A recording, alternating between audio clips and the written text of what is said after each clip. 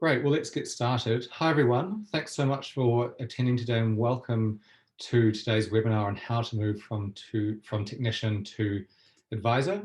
I'm Charles Clark and I'm thrilled to be joined by Katrina Aarsman. So Katrina is mentor, author, entrepreneur and CEO of Pure Bookkeeping, and she has over 25 years experience in the bookkeeping and financial services industries.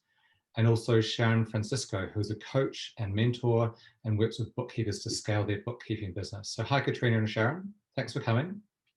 Thanks, Charles. Thanks for having us. It's a pleasure to be able to present this topic. It's very topical, and a lot of bookkeepers and accountants want to be able to move across to becoming an advisor, and it's always a bit of a mystery of what exactly advisor is. So hopefully we'll demyth it.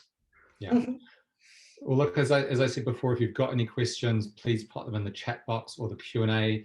I'm going to hand over to Sharon and Katrina, but I'll be moderating and keeping an eye on those questions and looking forward to learning more about making the move.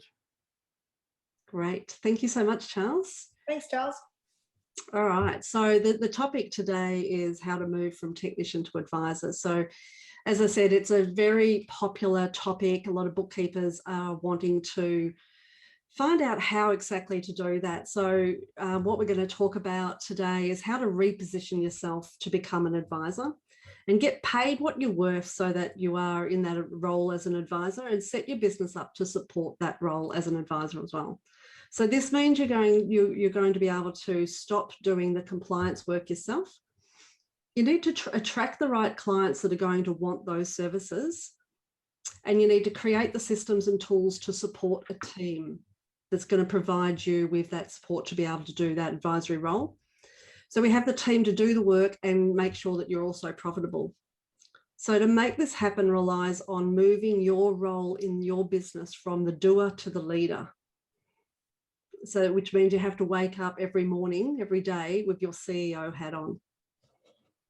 So let's get through. Cool. Thanks, Katrina. So the purpose of today is we've got three things that we want to cover. So the first thing is that we want to create a business that you love. The second thing that we're going to do is enjoy the work-life balance that you will create. And the third thing is to build a profitable, sustainable business. So we're actually going to offer something at the end of the webinar. And what we're going to offer is an invitation to a breakthrough call with me. And that's going to be completely complimentary. So you won't have to be needing to pay for that, to see where you are right now, where you want to go, and if we can be of any service to you. So first of all, we're going to start with the hurdles. So we're going to look back at some hurdles that we all experience sometimes, because basically what stops us a lot of the times is those hurdles. So we're going to go and talk into those a little bit. The three hurdles that we're going to talk about is, the first one is wearing too many hats. And I think this is a big one, because that feedback, Charles, that you sent through, and I had a quick read through it, we were just talking about it before, there are a lot of hurdles in there, and we don't need too many excuses to stop us from growing. So, and those hurdles where we're wearing so many hats and we're juggling so many things is really a big one, which we'll address. The second one is that all of the information is in one head, and that head is yours. And the third one is you're not doing the stuff that you're awesome at. And I talk to bookkeepers all the time that they're wanting to bust out from compliance and start doing some really interesting things that they know they can do. But it's like, how can I do it when I'm so busy all the time? It's really tricky. So we want to talk about how we can do that. So of those three hurdles, for the people listening today, I'd love for you to be able to put in the chat box which one is your top hurdle. So is it wearing too many hats? Do you feel like it's all in your head and it's really tricky to get that out, or not doing stuff you're awesome at? Which one's your number one? If you'd like to share that in the chat box, and Charles, if you could read back any of the ones that people are saying, what's the most consistent? Yep. And the outcome with this is really to know that we're not alone, right? We're all in this together and we're all feeling this. So we want to make sure that we feel like, yeah, we can do this because other people are doing that as well. So too many hats, not doing the stuff you're awesome at, getting clients, all in one person's head, all in my head. Number two, lots of number twos coming through. All three really got caused by wearing too many hats. That seems to be a common thread. Yeah, and it's really hard to get out of that wearing too many hats because of the time issue, right? So Katrina and I were just talking about that before. We did a webinar a few weeks ago on time management, and it seems to be such a big issue, but we're not talking about that today. We're talking about other things, but yeah. So the opportunities we're going to talk about today are to get your favorite hat. So we're going to talk about getting your favorite hat. The second one is Systemise your smart stuff. And the third one is go full-time awesome. So what if you went full-time awesome? So think about what would happen if you actually went full-time awesome and you're actually sitting in your place of power and where you felt like you were doing the things that you needed to, that you wanted to do. What would your bank account look like? What would you be doing in your spare time? Who would be attracted to you, do you think? If you were living in your full-time awesome, what sort of clients would be attracted to you? What sort of team members would be attracted to you? So that's what we're going to talk about today. Okay, so let's get into it. There are going to be three elements we're going to discuss today. So firstly, understand your value and attract the right clients. Secondly, leverage your systems to move to higher value work. And thirdly, position yourself as an expert. So let's look at the first element. So understand your value and how to attract the right clients. So remember, Katrina said at the beginning to reposition yourself as an advisor. The single most important thing to do is get your business positioned so you're able to offer this. And that's the trickiest part, to be able to get into that position to do that. So this means you need to have the right clients wanting those services. So we want to identify and avoid the tire kickers and instead attract clients that want and desire your high-end work, the stuff that you're truly awesome at. So it's important to have the right clients who want your advisory services and have a team to do the work that you don't want to do to be profitable. So I love this quote. Your value doesn't decrease based on somebody's inability to see your worth. And what that really means is it's important to own your own value and what you actually bring to your clients. This is about knowing your personal brand. I'm not sure if any of you heard about knowing and understanding your personal brand and what that means. People are going to pay for your expertise to the level of your own personal belief in your expertise. You're almost a magnet to people when you own your own personal power and truly understand the value that you offer, because the stuff that's in your heads that you need to be sharing from an advisory perspective is really needed out there in the business world. So be unashamed about your confidence and your drive to want better in your business, because you absolutely deserve it. It's actually just getting to a place where you're ready to offer that and share your wisdom with the world. And that's about stepping into your own, seeing your own value and your own self-worth. So one of the exercises that I do with a lot of bookkeepers in the mentoring space is talking about who their ideal clients are. So the point of this is so that we can attract the right ideal client that wants your service. So we want to move away from our D client. So you're probably familiar with the A to D. So A being awesome client, our ideal client, and D is those clients that are time wasters and take up so much of our energy and don't want our service. So to do that, what we do is we have this exercise where we document all of our clients down, work out what the criteria is that's going to be important to you to find those ideal clients, and then document that on a spreadsheet like this, so that you can take score of what clients you've currently got in your tribe at the moment, and then work out of the current clients and the attributes that they've got, which one of those do you want to continue to work with most?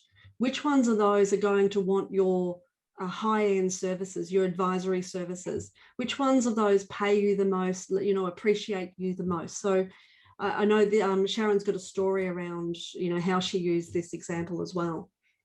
Yeah, I just want to, can I just add that I'm not a bookkeeper or an accountant, and I'm really bad at numbers. And I, using pure bookkeeping terminology, I, together with my sister-in-law, built a black belt bookkeeping business, which is 700,000 plus. And Katrina did too. So she scaled a business over that $500,000 mark as well. And while I love the introduction, Charles, there's a whole bunch of pain that comes with that, right, Katrina? Like, it just doesn't happen easily. Like, you look at somebody that scaled a business, you go, oh, well, you don't know all the pain points that go through that. And I think definitely for me, I don't know, I love building businesses, and I've built a couple over my life.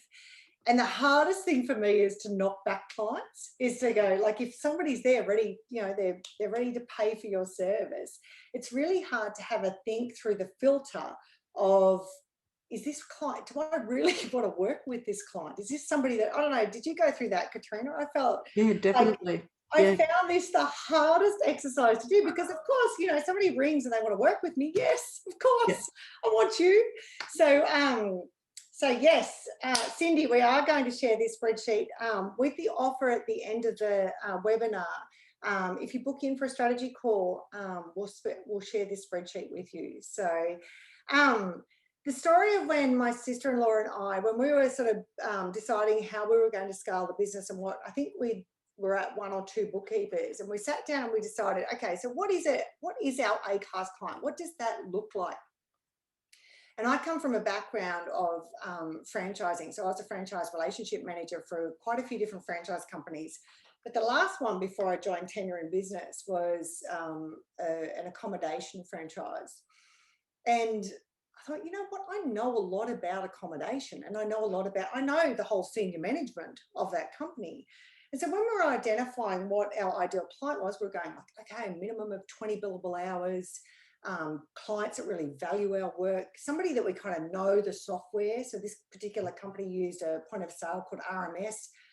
So throughout our sort of conversation and the hours of going through this kind of exercise that Katrina's got up on the screen, we identified that this might be like our ideal client. So then that's what drove us into building a strategic alliance with this particular company. And honestly, since that day, this company just continually feeds work, and it's usually 20 to 30 billable hours a month. They value the work. We bring bookkeepers on that actually know that point of sale system, the RMS system. It's just like a match made in heaven. It's like the emails come through. Here's another one, Sharon. Here's another one, Sharon. It's like, wow. That came from not just taking any client. That came from a couple of hours of Tanya and I sitting down going, oh man, what does this look like? What do they look like as far as an ideal client is concerned? So the exercise, all that to say, the exercise is really valuable to sit down and figure out who it is you want to work with, what sort of billable hours that might be, and if it's value pricing or fixed pricing, to get an idea of what that might look like, the split between compliance and advisory, getting really clear. And Katrina's got some beautiful little prompts there that you can figure out what those different attributes might be. And it's focusing on that right client, and that's, we're needing to move away from the clients that might be just, quarterly or annually, or not good value, $100 a month type of thing. So we want to move away from those type of clients into better clients. So that's going to set us up to be able to reposition ourselves to be the advisor. So that's one of the steps that we need to take. Yeah, definitely. So the next step is around leveraging your systems to move to higher value work. So when you think about leveraging yourself out of the business, what areas do you need to systemize? So most people don't systemize because it's too hard, and there's just too many moving parts, and it takes too long, and we're already way too busy. So we need to have a method of identifying and attracting the right clients that want our advisory work.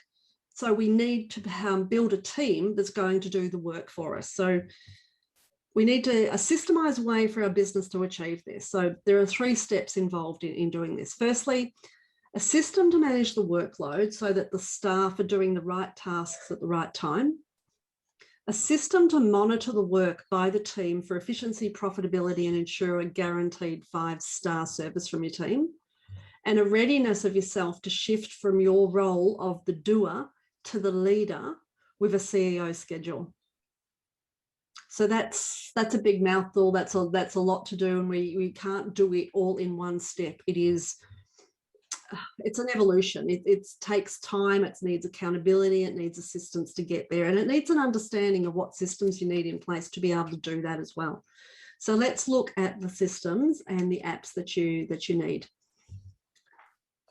So if we look at all the areas you can systemize in your business and really consider what you currently have systemized, what are the gaps? And you know there are gaps when you are doing all of the work and you can't hand it off to someone else. So that's what we want to avoid, and we want to overcome that.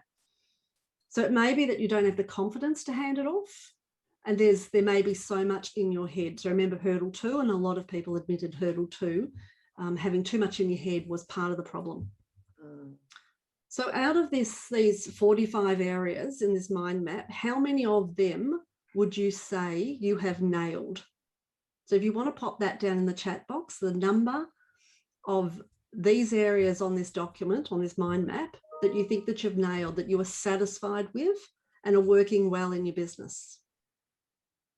So I'd love to hear from you of what the number is that you think you're working well, that you've achieved these things, and then we can have a look at what is the next step to do.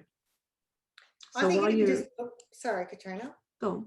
I think just even looking at that is overwhelming for me. I look at that, like all of those things that you've got to do, and like, where do you even start? Like, I feel like, and that's definitely when Tanya and I first started together, and we said, the only way we're going to be able to leverage ourselves out of the business here is to be able to systemize. And, she fought it for a long time, and definitely I could see how much work was involved in it, but it's why most people in all businesses don't systemize, because it's just a lot of work. You look at that and you go, wow, like I'm busy doing bookkeeping. How can I get all that work done, right?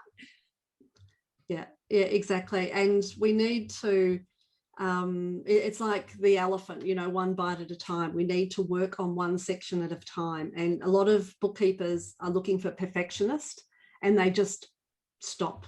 They just like all too hard, don't know where to go, remain in my head.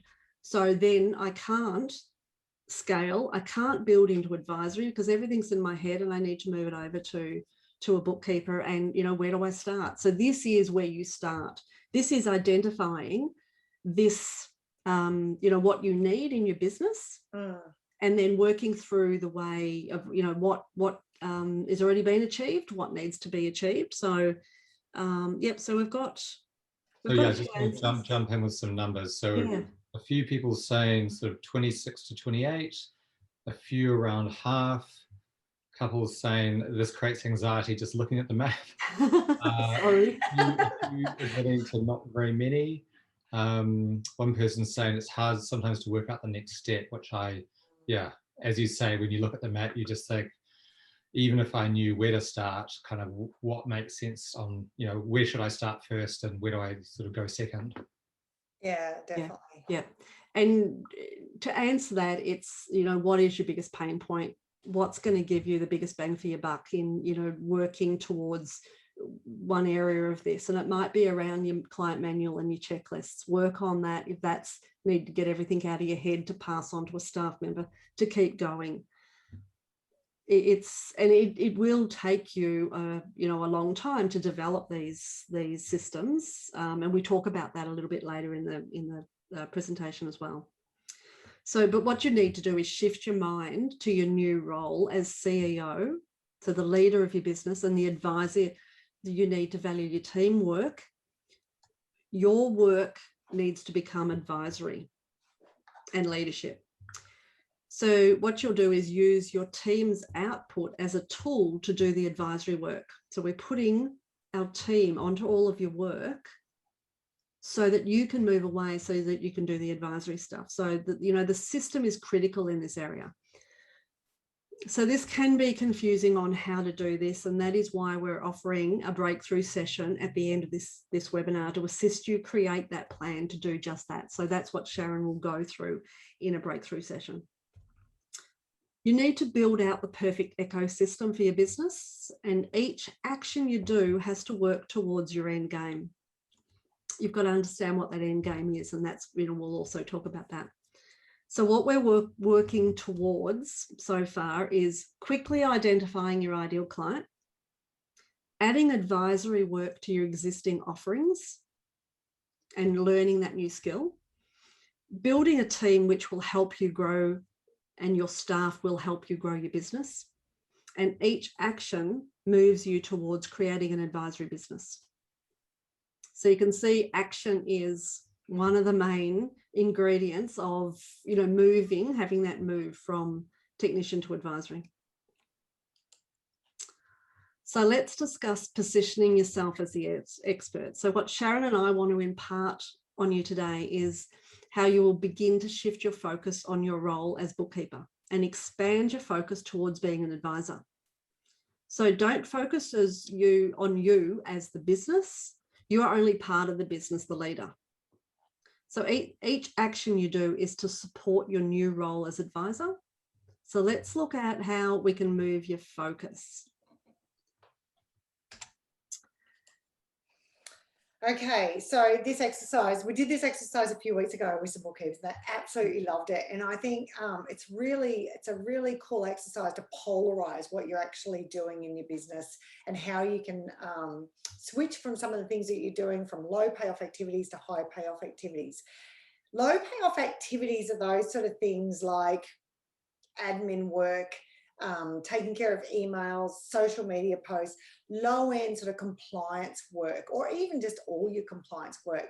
So if you have a think about in your days and weeks, how much of that low payoff activity are you doing? And if you actually replaced that low payoff activity with high payoff activity, so high payoff activity are things like advisory work, training, end of month reports for clients, consulting, software implementation. So a whole bunch of, I guess, what we call advisory, but it's anything that's not, I believe it's anything that's not ATO driven, anything that's not compliance is advisory work. So low payoff activities, replacing those with the high payoff activities. So think about how many hours are spent doing these low payoff activities in a week. If we were going to transfer that to somebody else, say for instance, like if you got somebody onshore, you're going to be paying, roughly $25 an hour. If you got offshore, it's going to be less than that. So if you look at paying for those low payoff, giving somebody else that work, low payoff activities for $25 an hour. And then if you look at your high payoff activities, what can you be charging that's for advisory work? So I know I've got clients that are charging advisory work at $500 an hour. But just for simplicity's sake and for this exercise, we're saying maybe you could be charging yourself out at $125 instead of $80 an hour or $75 an hour for your bookkeeping work. So that sort of gives you a bit of an idea. Katrina, you're going to go into the numbers. We're going to bring this to life a little bit in the next slide, right?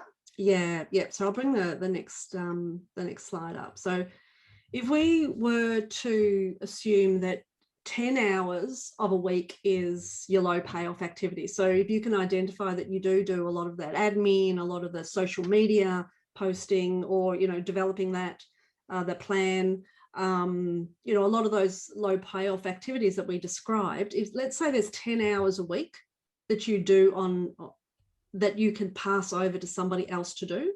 So assuming it's $25 an hour that we're going to be paying somebody else to do it, it would be less if you had offshore workers doing it. And this is low compliance or low value compliance work. So, bookkeeping, data entry, scanning, those type of things. Take the work off you, get somebody else to do it. And let's say it's 10 hours by $25 an hour, it's $250, which equates to $12,000 for the year, assuming we have 4 weeks of a holiday, which we all know we don't have 4 weeks of holiday, but let's use that as an example. So if we were to change those 10 hours of low payoff activities and put them into high payoff activity, which is your advisory work, and we charged it out at $125 an hour, then that's obviously $1,250 per week that you would be replacing. That doing the high payoff earns more money, and that equates to $60,000 a year. It's very polarizing when you annualize it out, isn't it? Yeah. So I'd be curious. So if we have time, let's if you could pop it up in your in the chat box, excuse me, what your numbers would equate to, if you've just quickly jotted that down yourself, what your numbers would equate to, how many hours that you were doing LPAs that you could move off to HPAs if you had the right staff and the right team and the right systems in place. I know we did this exercise a few weeks ago, as you mentioned, Sharon, and one of our girls on the call had over 200,000 that she could see the difference. It was incredible. Some of the numbers that were coming through were just incredible. And you know what? They call it like switching. All you're doing is switching the exercises, aren't you? You're switching the activity. You're going from low payoff activities. You're giving that to somebody else. So that enables you to do the high payoff activity. So it's like it's like looking through a different filter of how to manage your weeks and days. Yeah, exactly. Nobody's game enough to share with us that dollar value. All right, let's move on. So if we were to look at all the areas that you can systemize in your business and the areas that you're currently working on, so what areas within this system mind map can you pass on to others? So what of these areas that are your LPAs, what can you hand over? So there's things like the client specific checklists, like, just the day-to-day data entering, the creating of the checklists. So there's a lot of workload that we do that we can hand over to somebody else. So, because what we're focusing on today is around building a team that will allow you to move into this advisory space.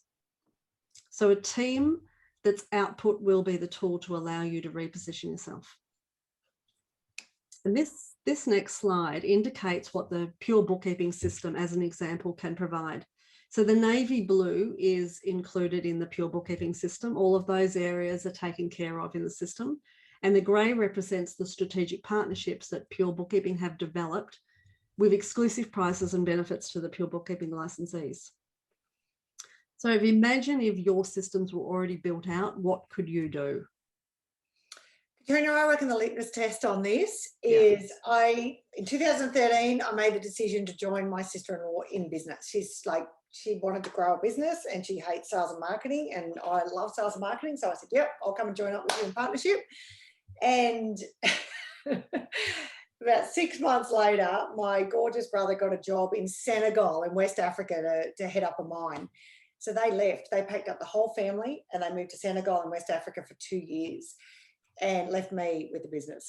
And she said, look, we'll hook in on the internet and we'll have meetings still and it'll be all good. She'll still check the buses and everything. It'll all be great. Except the internet, if anyone needs to know, in Senegal, it's really bad. We barely caught up when she was gone over the couple of years. But look, basically, if we weren't systemized, when I first joined Tanya, she had, back then there were Pure Bookkeeping were folders. I don't know if anyone remembers Pure Bookkeeping back in 2013, but it was folders. And we implemented those systems, luckily, before she left. So I had a few bookkeepers and it was just a miracle that we had all that set up, and it was the best test because she was gone.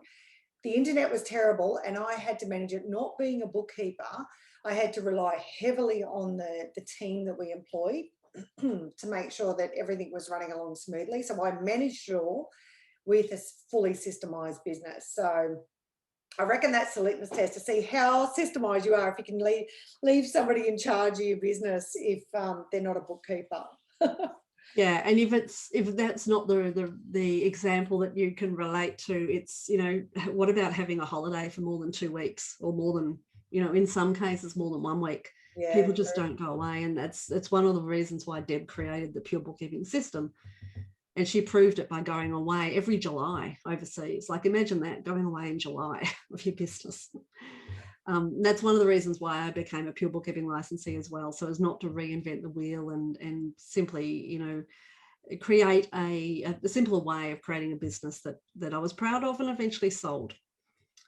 So Deb did create these systems over 6 years. So it sort of equated out to 2 years full time. So you can imagine the amount of time that is needed to create these systems and then keep updating them every time legislation and software changes as well. So we estimate that, you know, 2 years of your wage is around $150,000. So it's a big cost to you and your time to implement systems yourself. So that's why the Pure Bookkeeping system is there as an alternative. But if you are wanting to do it yourself, let's paint a picture of how you can bring this to life yourself. So we're going to give you an example that we're going to work through of how you can create, we're going from where you are now to get to where you want to be. So let's have a look at that. Yeah, so what we're going to do, Katrina, is we're going to get an end game and we're going to put it on rails. So I'm going to give you an example of how you can actually do this yourself. So are you ready? Here we go.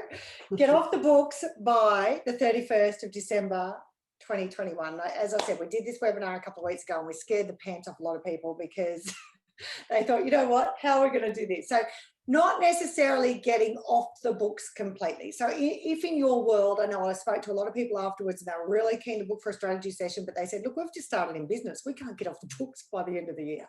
And that's okay. So it might be that you're wanting to get maybe 50% off the books by the end of this year, but it's up to you. Like it's up to you that date or what that might look like. But for me, to give you a sort of perspective now, you know, my back end story, when I was building the bookkeeping business with Tanya, I had no choice to be off the books because I couldn't do it. I wasn't able to be dragged back into doing the work because I couldn't, because I'm not a bookkeeper and I'm hopeless at bookkeeping and numbers.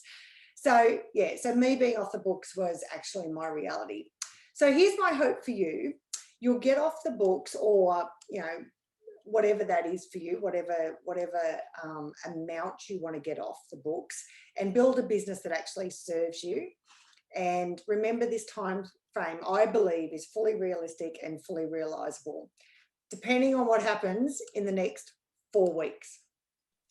So just for fun, if you'd like to contribute, and put in the chat box, if you've got a date in mind, don't overthink it. Just have a think about what that might look like. If you've got a date that you'd like to maybe just get 50% off the books, maybe just set 20% off the books, or if it's fully off the books by the 31st of December, what date would you have in mind to get off the books? If you'd like to put that in the chat box, that would be awesome.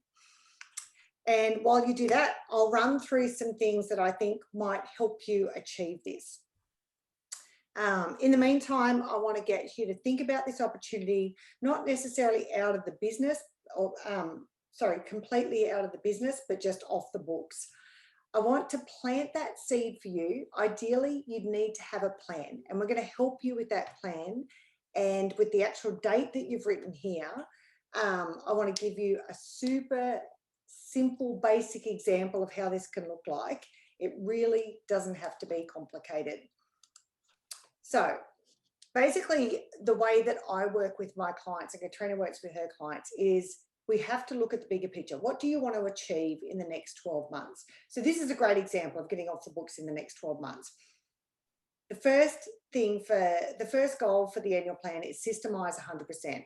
The second one is only work with your ideal clients. And we went through that spreadsheet before, and this is a really important step, isn't it, Katrina, as far as making sure that you get off the books. If you're not working with your ideal clients, it's really tricky to remove yourself from the business and position yourself as the expert.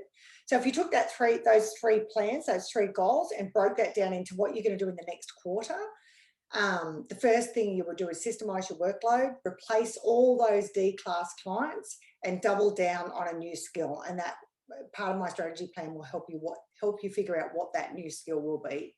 And the monthly actions out of that quarterly plan would be to choose a plan out of your workflow management software, rate your clients, and choose your skill to monetize. that's just like a simple, basic outline of what you can do to head towards getting off the books by the end of the year. Let's have a look at some of the comments. So we've got a September 21, which is like in 3 months or 4 months, 70% off the books. That's awesome. Gary said 60% off by December 31. Rebecca's got half off the books and also quit my part-time role. And Anne is July 2023. So it's good to have a focus of what your end game is, where it's going to happen, because it doesn't happen. You don't get to a date and go, okay, flick a switch and I'm no longer there. You have to plan this out.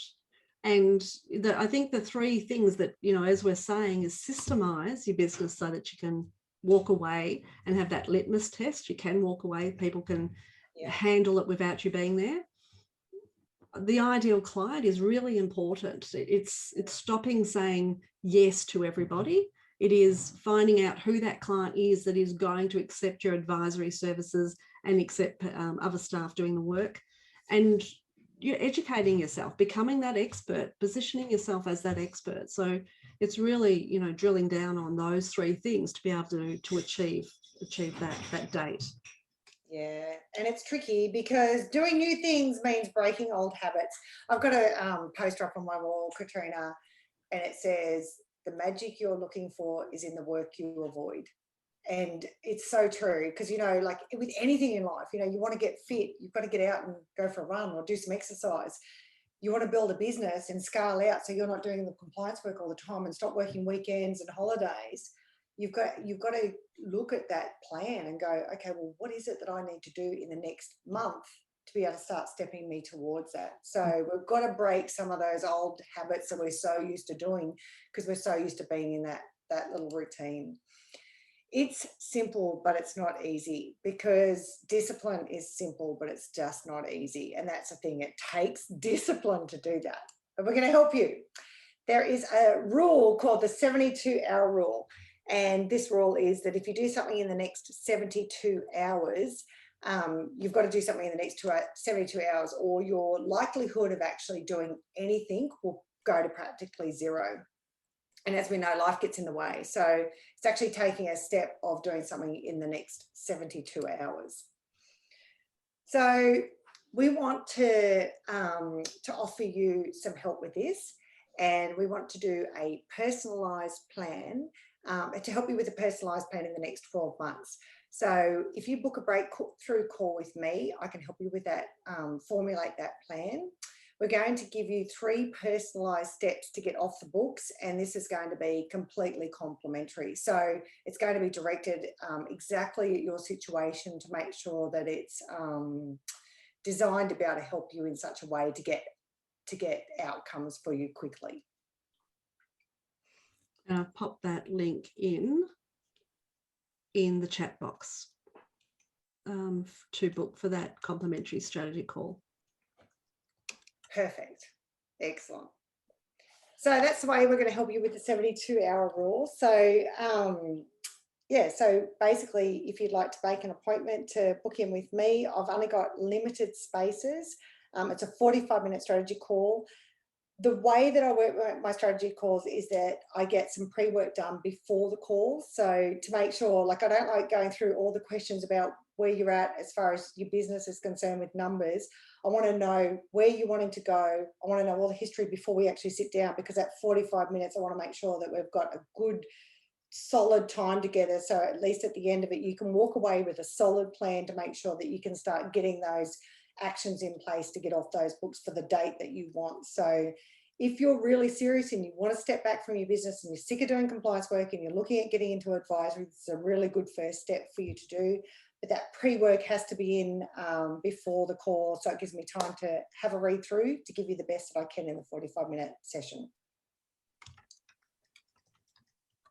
Awesome. And I'm going to just pop in a link here for anybody that is interested in learning more about Pure Bookkeeping. That will book in with Nicole to do a discovery call around what, how Pure Bookkeeping can help you systemize your business. and then we're just going to open it up for Q&A. So anybody that's got any questions that might like to ask us, so we can specifically, talk to, your questions.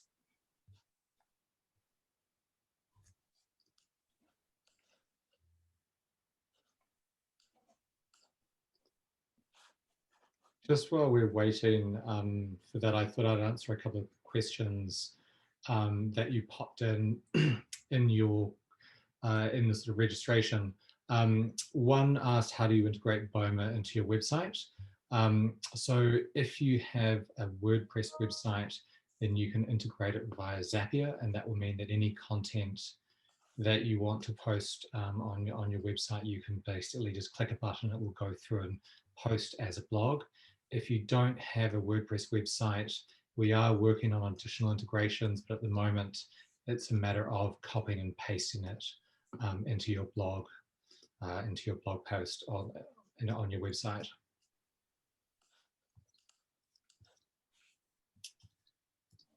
And then another question was, and this was sort of a part of a wider question, but I think Sharon and Katrina have answered the other bits.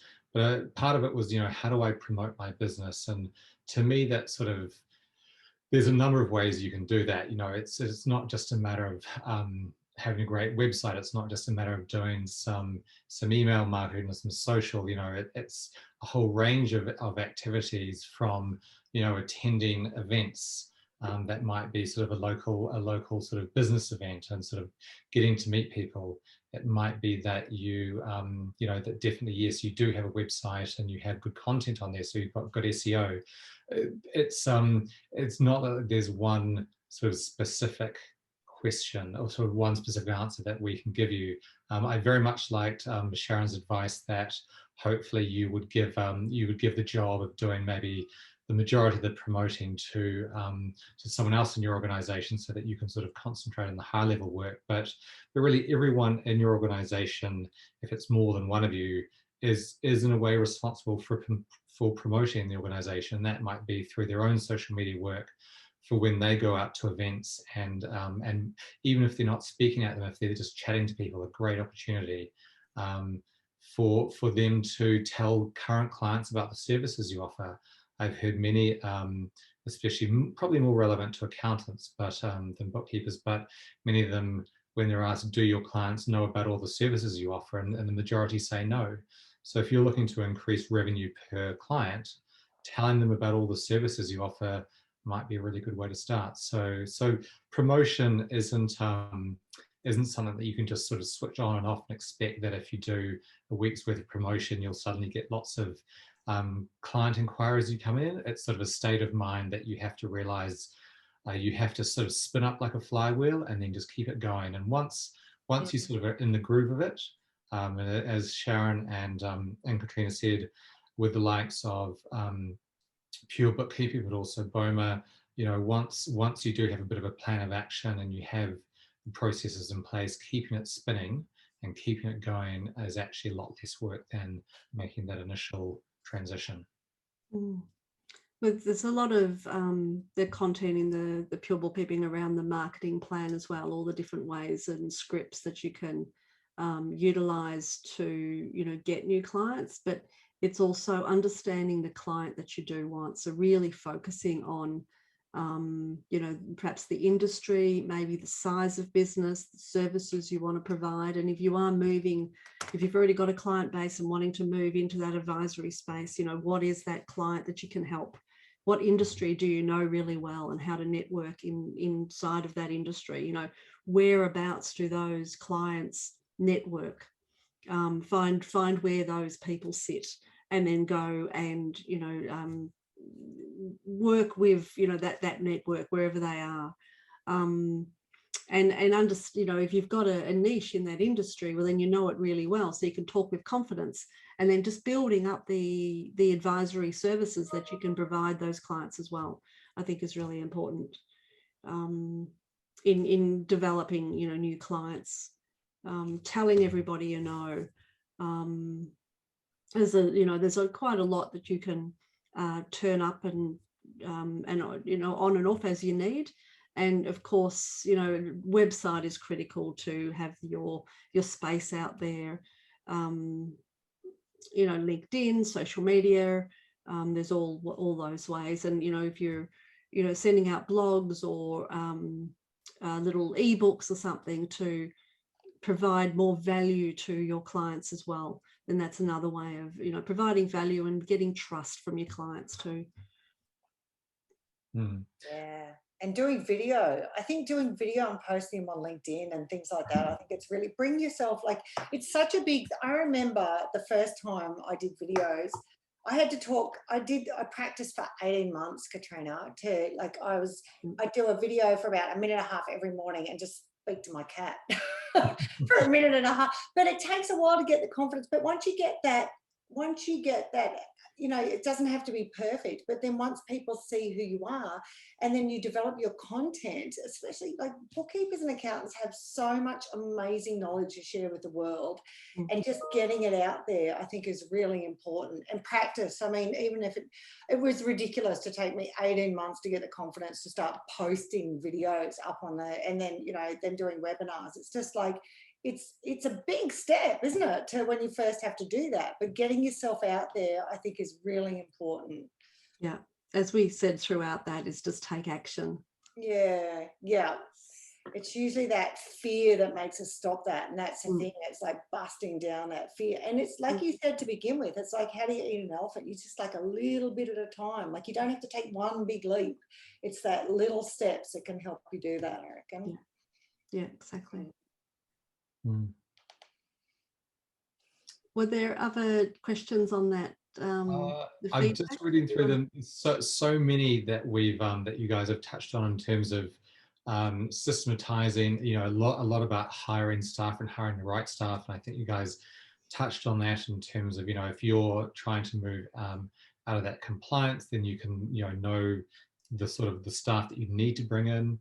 There was one interesting question in terms of retaining staff, which I suppose, which is another angle of staff management, isn't it? Yes. Yep. So it's a whole other webinar. But it's important to identify the staff, making sure that the staff are matching the work that you're giving them, and allowing them to grow inside your business as well. So, you know, what is it that they are looking for? So if it's not just the job and not just the money, what else can you provide them? Whether it is, you know, their flexibility, they're working remotely, maybe they want some education. So finding what they want for their career, and seeing if you can match what you can, you know, what clients you've got, you know, maybe they do want to learn and go into the advisory as well. So it's communication. It's such a big thing, is just talking with them and finding out what exactly they want and how you can assist in their personal development as well. Yeah, and I think make it fun, Charles. I think, like, when I was hiring team, I only ever had contractors, and that worked for me. And I don't sort of advocate one way or the other, but I actually really wanted to create an environment where people came together and that it felt like a lot of fun. So every quarter we'd go and do something. You know, we went to a winery for wine tours, and we'd do karaoke, and we did all fun stuff every quarter. And sometimes, you know, I made it mandatory that we had meetings every month, only because getting everyone together, people felt like they were part of something, because we all want to feel part of something, right? So it was only mandatory for their benefit to make sure that they felt like they were part of a heartbeat. In some quarters, they didn't want to do anything. They said, we're just too busy, Sharon. So, and then other quarters, you know, Christmas was a must. We had to all get together and have fun at Christmas time. But definitely, you know, like, we would get them to work from the office for the first 100 billable hours. So then, you know, we got to know each other, and we got to see their style, they got to see our style. And then if they wanted to work from home, they could. So yeah, just creating that flexibility that allows people to feel like they're quite free within our environment, but they're also, I mean, following the systems. So we made sure that we had the confidence that when we're handing the clients over, that they were following through and doing what we were comfortable with them doing. And definitely Pure Bookkeeping, I could not have done it without Pure Bookkeeping. I just felt like I had the confidence then that it was being followed and done correctly. Setting clear expectations too makes it easier to succeed. your relationship to succeed. Yeah, definitely. Yeah, for sure. Well, I feel like we've gone slightly over time, but I think we've covered some really good ground. So we might wrap it up. Do you guys have anything more that you wanted to add before we do close off? No, just thank you for those that are attending, and hope you do take advantage of getting a complimentary session with Sharon just to work out your plan for the next 12 months. And thanks, Charles, for having us. I really enjoyed presenting this content. It is doable. Taking the actions, setting yourself up to succeed, planning it out. We've got to systemize. To do that, we've got to find our right clients. It all works in together in the same topic. Yeah, I think a lot of great lessons there, and I know we've got a lot of accountants on here, and I think there's a lot of great lessons for you guys as well, because often similar issues to bookkeepers. So thank you, Sharon. Thank you, Katrina, so much. Thanks everyone for attending, and we'll look forward to seeing you again on another webinar. Awesome. Thanks, Charles. Thanks. Bye. Thanks, Katrina. Bye.